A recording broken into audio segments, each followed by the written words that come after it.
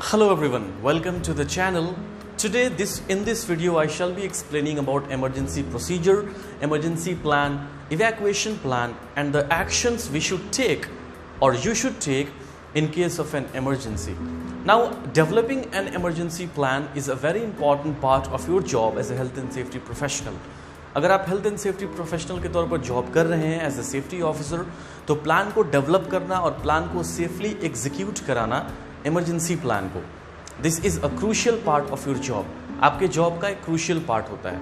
Now before we go further into the video, आगे जाने से पहले please subscribe the channel, like the video and share this video with your friends, with those people who are working as health and safety professionals. So first of all, सबसे पहले हम लोग बात करेंगे कि emergency क्या होता है. What is an emergency or what are the incidents or what are the situations, scenarios that can be classified as an emergency. क्या क्या ऐसी घटनाएं होती हैं जिसको हम emergency कहकर क्लासीफाई कर सकते हैं. Any incident which has the potential of immediate danger to your workforce and the people around your workforce can be classified as an emergency. Now, some of the examples to help you better understand emergency are here. कुछ examples यहाँ पर मैंने दिया है ताकि आप बेहतर ढंग से समझ पाइए emergency क्या होता है. So as you can see here, if generally fire के जो घटनाएं होती हैं, if there is a fire, then the case of fire is often considered as an emergency. आग अगर लगती है तो उसको हम लोग emergency कहते हैं. If there is a bomb threat, this is very unlikely. ये काफ़ी unlikely है कि आपके वर्क प्लेस पर बॉम्ब थ्रेट हो, but still there is a chance, there is a probability. एक चांस या प्रोबेबिलिटी है, इसको भी आप कंसिडर करेंगे किस चीज़ में, इमरजेंसी में. अपार्ट फ्रॉम दैट, इसके अलावा स्पिलेज ऑफ हैजर्डस केमिकल. अगर अब for example ask your self a question, अपने आप से एक सवाल पूछिए कि एक क्लीनर अगर है, थिनर यूज़ कर रहा है, वो डब्बा, छोटा सा डब्बा है थिनर का, वर्क लोकेशन के अंदर है, किसी रूम के अंदर है, उससे वो काम कर रहा है और वो स्पिल कर जाता है फ्लोर पे. आधे लीटर का डब्बा है या 1 लीटर का डब्बा है, क्या आप उसको इमरजेंसी कहेंगे? Ask yourself. आप इसको इमरजेंसी नहीं कह सकते हैं. लार्ज हैजर्डस सब्सटेंस का स्पिलेज अगर होता है which has the potential to contaminate the environment, large spillage अगर होता है और उसके अंदर ये क्षमता होती है कि एनवायरमेंट को कंटैमिनेट कर सके, वो लैंड, एयर, वाटर, तो आप वहाँ पर क्या करेंगे? वो जो एग्जाम्पल मैंने आपको दिया उसको आप इजीली कंटेन कर सकते हैं. 1 या 2 वर्कर मिलकर उसको क्या कर सकते हैं? कंटेन कर सकते हैं. उसके लिए आपको पूरे साइट को इवैक्यूएट कराने की ज़रूरत नहीं है, उसको इमरजेंसी कहकर डील करने की ज़रूरत नहीं है. लेकिन हाँ, अगर लार्ज स्पिलेज हुआ होता जिससे इन्वायरमेंटल कंटैमिनेशन के चांसेस होते, so that would have been classified as an emergency. इसके अलावा if release of toxic gas, अगर आपके वर्क प्लेस पर टॉक्सिक गैसेस स्टोर्ड हैं या एक्सकवेशन के दौरान टॉक्सिक गैस रिलीज हो जाती है, कन्फाइंड स्पेस से रिलीज हो जाती है, तो इस तरह की घटनाओं को आप इमरजेंसी कहकर डील करेंगे. इसके साथ साथ severe weather. Now if there is thunder and lightning, बिजली का गिरना वगैरह, इसके साथ बाढ़ वगैरह का आ जाना, बहुत ज़्यादा flow of water, accumulation of water, इन घटनाओं को भी आप इमरजेंसी कहकर रेफर करेंगे. And multiple casualty accident. Now थोड़ा कंफ्यूजन हो सकता है कुछ कैंडिडेट्स को कि एक्सीडेंट को इमरजेंसी क्यों कहेंगे. ध्यान दीजिएगा, यहाँ पर सिर्फ एक्सीडेंट नहीं कहा गया है. I am discussing here multiple casualty accident. एक ऐसा एक्सीडेंट जिसमें बहुत सारे वर्कर्स इंजर्ड हुए हो, इसको आप इमरजेंसी कहकर क्यों करेंगे डील? इसलिए करेंगे कि अगर आप इमरजेंसी करेंगे तो आपका वर्कफोर्स इवैक्यूएट करेगा और असेंबली पॉइंट्स में जाएगा. अगर आप इमरजेंसी नहीं करेंगे तो जहाँ पर एक्सीडेंट हुआ है, जहाँ पे मल्टीपल वर्कर इंजर्ड हुए हैं, लेट्स से एक्सकावेशन का केविन होना या टावर क्रेन का गिर जाना, मोबाइल क्रेन का टॉपल कर जाना या बड़े स्कैफोल्ड का कोलैप्स कर जाना, तो जो सीन ऑफ एक्सीडेंट है वहाँ पे बहुत सारे ऐसे फैक्टर होंगे जो बाद में भी लोगों को नुकसान पहुँचा सकते हैं, उनको इंजर्ड कर सकते हैं. Therefore it's very important to safely evacuate the workers, the workforce from that particular area. उस एरिया से वर्कफोर्स को हटाना काफ़ी ज़रूरी हो जाता है. Therefore if there is multiple casualty accident, अगर मल्टीपल कैजुअलिटी एक्सीडेंट होता है तो आप उसको भी इमरजेंसी में ही कंसिडर करेंगे. नाउ आई फील कि अब आप आसानी से इमरजेंसी को आइडेंटिफाई कर सकते हैं. Now next, you have to foresee emergencies as your work location. For example, अगर आप कोस्टल एरियाज में आपका वर्क प्लेस है, वर्क स्टेशन है, समुद्री इलाकों में, तो वहां पर व्हाट यू कैन से, वहां पर आपको टाइडल वेव्स और साइक्लोन्स के चांसेस हैं। लेकिन अगर वहीं पर किसी का वर्क स्टेशन रेगिस्तान में है, डेजर्ट में है, तो वहां पे साइक्लोन हो सकता है? नहीं हो सकता है। आपका जो वर्क लोकेशन है, जो वर्क साइट आपका है, आपको देखना होता है कि वहां का जियोग्राफिकल एरिया क्या है, और जियोग्राफिकल एरिया के अकॉर्डिंगली वहां पर किस किस तरह की इमरजेंसीज हो सकती हैं। दिस इज कॉल्ड फोरसीइंग इमरजेंसीज, पूर्वानुमान लगाना। आपको पहले से अंदाजा लगाना होता है कि मेरे वर्क प्लेस पर किस किस तरह की इमरजेंसीज हो सकती है, बिकॉज हर इमरजेंसी को डील करने का डिफरेंट अप्रोच होता है। डिफरेंट अप्रोच का मतलब ये होता है, नेक्स्ट पॉइंट पे हम लोग डिस्कस करेंगे। ओके, तो अगर एक बॉम्ब थ्रेट है तो आप बॉम्ब थ्रेट को वैसे हैंडल नहीं करेंगे जैसे आप मल्टीपल कैजुअलिटी एक्सीडेंट को आप हैंडल करेंगे। तो आपको अपने वर्क लोकेशन जो है, आपका वर्क प्लेस, वहाँ का जियोग्राफिकल एरिया जो है, जियोग्राफिकल कंडीशन, उसके अकॉर्डिंगली आपको प्रिज्यूम करना होता है कि हमारे वर्क प्लेस पर क्या क्या इमरजेंसीज हो सकती है। मल्टीपल कैजुअलिटी एक्सीडेंट हो सकता है सब जगह हो सकता है, फायर सब जगह हो सकता है ना, फ्लडिंग सब जगह नहीं हो सकता है, कहीं कहीं हो सकता है, रिलीज ऑफ टॉक्सिक गैसेस सब जगह नहीं हो सकता है, कहीं कहीं हो सकता है, राइट। बॉम्ब थ्रेट मोस्टली जगह पे हो सकता है। तो आपको देखना होता है कि आपके वर्क प्लेस पर किस किस तरह की इमरजेंसीज हो सकती हैं।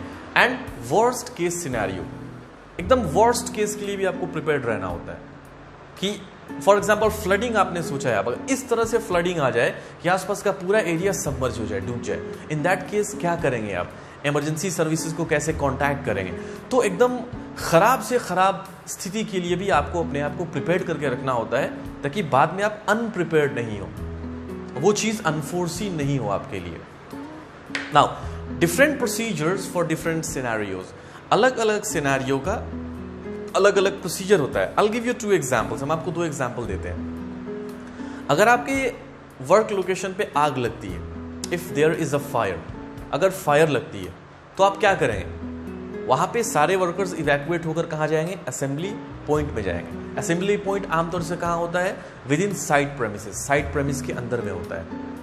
लेकिन अगर बॉम्ब थ्रेट पाया जाता है तो आप क्या करेंगे, वर्कर्स को साइट के बाहर इवैक्यूएट कराएंगे आप, not in the assembly points, outside the site. कहां ले जाएंगे आप, साइट से बाहर लेकर जाएंगे। So different emergencies should be dealt with different approach. आप एक प्लान बनाकर सारे इमरजेंसी को नहीं कंट्रोल कर सकते हैं। लाइक अगर फ्लडिंग है उसका प्लान डिफरेंट होना चाहिए, if there is a fire उसका प्लान डिफरेंट होना चाहिए। अक्सर लोगों को लगता है, many times people think that सब इमरजेंसी प्लान एक होता है, नहीं, इवैक्यूएशन प्लान सेम होता है। आपका जो इवैक्यूएशन रूट होता है, exit routes, access points, assembly points, ये चीजें हर इमरजेंसी प्लान में रिपीट होती हैं। तो लगता है कि सब इमरजेंसी प्लान सेम होता है, नहीं, ऐसा नहीं है। Every emergency plan should have a different approach from you, आपका डिफरेंट अप्रोच होना चाहिए। तो यहां पर जो आपने प्लान किया, फोरसीएबल इमरजेंसीज को देखा, उसके अकॉर्डिंग आपको वहां पर प्रोसीजर्स डेवलप करने होते हैं कि अगर आग लगती है तो वहां पे हमारा प्रोसीजर क्या होगा, उसको कंट्रोल कैसे करेंगे, लोगों को इवैक्यूएट कैसे कराएंगे, एग्जिट रूट्स कहाँ कहाँ होने चाहिए, कम्युनिकेट वर्कर्स को कैसे करेंगे। All these points have to be considered. Now prepare an emergency response plan, एक emergency response plan, evacuation plan को आप डेवलप कीजिए। इवैक्यूएशन प्लान के बारे में मैं एक स्पेशल वीडियो बनाऊंगा, आप प्लीज उस वीडियो को चेकआउट जरूर कीजिएगा। यहाँ पे मैं ब्रीफली डिस्कस कर रहा हूँ उसको। इवैक्यूएशन प्लान को जब आप डेवलप कर रहे होते हैं तो 2-4 चीजों को ध्यान में रखना होता है। सबसे पहला, आपका जो एग्जिट रूट है वो हमेशा वेल लिट, वेल इल्यूमिनेटेड होना चाहिए, मतलब पर्याप्त रोशनी होनी चाहिए ताकि लोग क्या कर सकें, आसानी से उस रास्ते से निकल सकें। पहली चीज वेल इल्यूमिनेशन, ओके। सेकंड चीज, जो डोर्स आप इंस्टॉल करेंगे कोशिश कीजिए कि वो डोर्स फायर डोर्स होने चाहिए ताकि इन केस ऑफ फायर भी वो काम दे सके। और डोर किधर खुलने चाहिए, इन द एस्केप डायरेक्शन। किस डायरेक्शन में, एस्केप डायरेक्शन में, मतलब ये डोर है और वर्कर ऐसे भागते हुए निकल रहा है तो डोर को ऐसे खुलना चाहिए ताकि वर्कर को अपनी तरफ नहीं खींचना पड़े, पुश करते हुए निकल जाएगा वो। So the door should be open on the travelling direction, on escape route direction. Door कहाँ खुलना चाहिए, एस्केप रूट, जहां से आप निकल रहे हैं उस डायरेक्शन में आपका डोर खुलना चाहिए। इसके अलावा आपका जो एस्केप रूट है वहां पे प्रॉपर साइनेजेस लगने चाहिए, एंड वो साइनेजेस जिसमें इल्यूमिनेसेंट स्ट्रिप लगी हो।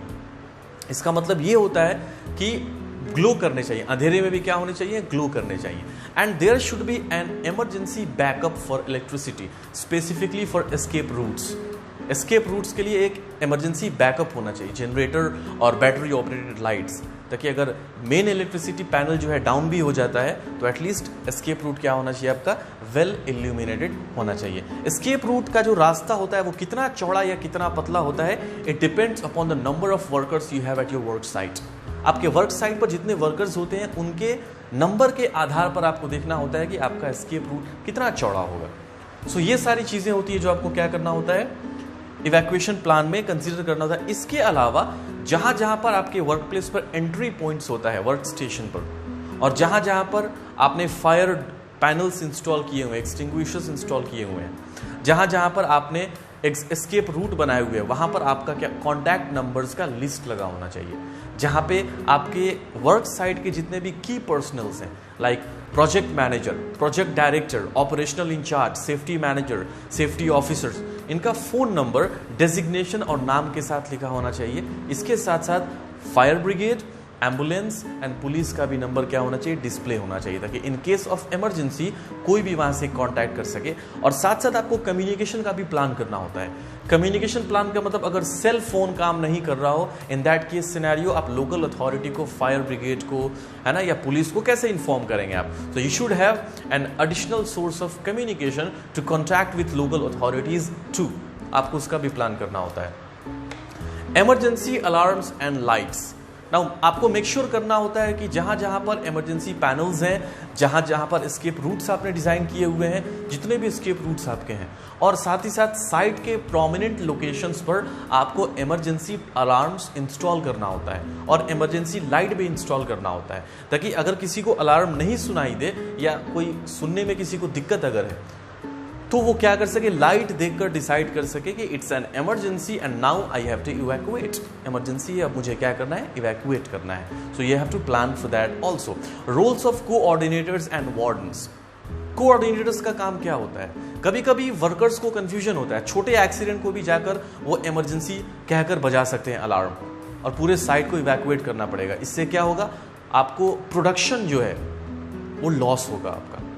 तो जो कोऑर्डिनेटर्स होते हैं उनकी ये ड्यूटी होती है कि जब उनको रिपोर्ट किया जाए इमरजेंसी, तो वो डिसाइड कर सकें कि whether this emergency needs an evacuation और नॉट, इस इमरजेंसी में इवैक्यूएशन की ज़रूरत है या ज़रूरत नहीं। इसके साथ साथ जो इमरजेंसी वार्डन्स होते हैं उनको ये मेक श्योर करना होता है कि इमरजेंसी में लोगों को इवैक्यूएट करके कहाँ लेकर जाना है।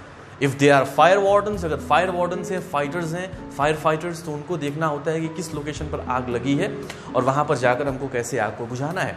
सो इसके लिए आपको एक इमरजेंसी रिस्पॉन्स टीम बनानी होती है, अलग से नहीं बनाएंगे आप। देर आर 4 मैन, 4 जन, सेफ्टी ऑफिसर्स, फर्स्ट एडर्स, जिनको आप ट्रेनिंग देकर इमरजेंसी रिस्पॉन्स टीम का हिस्सा बना सकते हैं और उनको प्रिपेयर कर सकते हैं। अलग अलग ग्रुप को अलग अलग इमरजेंसी के लिए प्रिपेयर कीजिए। जैसे 5 लोगों को आपने चुना, उनको फायर फाइटिंग की भी ट्रेनिंग दे दी कि अगर फायर होता है तो ये करना है आपको, फर्स्ट एड की भी ट्रेनिंग दे दी आपने उनको, केमिकल स्पिलेज की भी ट्रेनिंग आपने उनको दे दी, सभी तरह के इमरजेंसी की ट्रेनिंग दे दी। अब क्या होगा, वो मिक्स्ड कर देंगे सारी ट्रेनिंग को, मतलब फायर फाइटिंग के लिए जाएंगे तो फर्स्ट एड का कंट्रोल मेजर वहाँ लगाना शुरू कर देंगे, स्पिलेज का कंट्रोल मेजर लगाना शुरू कर देंगे। बेहतर होता है कि आपको डिफरेंट ग्रुप्स को प्रिपेयर कीजिए आप to deal with different kind of emergencies, that will be very effective and very helpful for you. इसके साथ प्लान फॉर रेस्क्यू ऑपरेशन, आपको रेस्क्यू ऑपरेशन की भी प्लानिंग करनी होती है कि अगर किसी भी तरह की इमरजेंसी में चांसेस हैं कि आपके वर्कर्स इंजर्ड होंगे, घायल होंगे, how will you rescue them, आप उनको रेस्क्यू कैसे करेंगे। इफ़ इट्स अ फायर, आग है, आग में फंस गए हैं तो कैसे रेस्क्यू करेंगे। मल्टीपल कैजुअलिटी एक्सीडेंट हो जाता है तो कैसे रेस्क्यू करेंगे। रेस्क्यू के लिए the most important things are trained professionals and suitable equipments. आपके पास ट्रेन्ड प्रोफेशनल्स होने चाहिए and suitable equipments like stretcher and ambulance available होना चाहिए, जिसकी हेल्प से आप तुरंत उनको सही फर्स्ट एड या सही मेडिकल केयर प्रोवाइड कर सके। So these are precautions, these are some things that you must keep in mind if you are developing an emergency plan. I do hope कि ये वीडियो आपके लिए हेल्पफुल रहा है। Please like the video and share this with your friends. Thank you very much, take care, bye bye.